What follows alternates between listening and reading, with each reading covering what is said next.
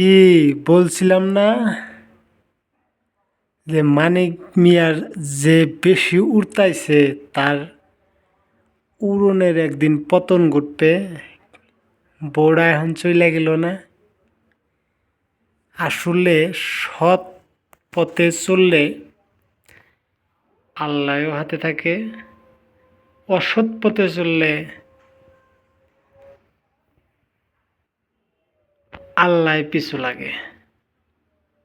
তো কি আর করার। আমার একটা ভিডিওতে আমি কইছিলাম যে কাপল ব্লগারদের সবই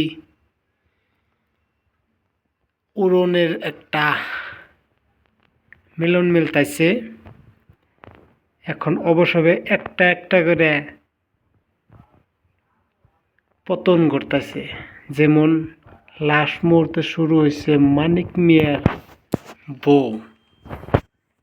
আজকে ফেসবুকে টপ র্যাঙ্কে রয়েছে মানিক মিয়ার বউ।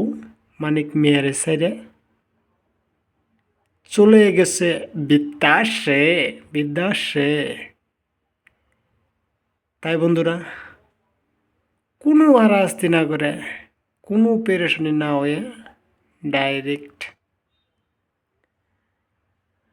সৎ পোস্টে উপার্জন করো, সৎ হয়ে থাকো, অ্যান্ড কি আল্লাহ রাজি খুশি থাকবো, আপনিও সুস্বাস্থ্য থাকবেন।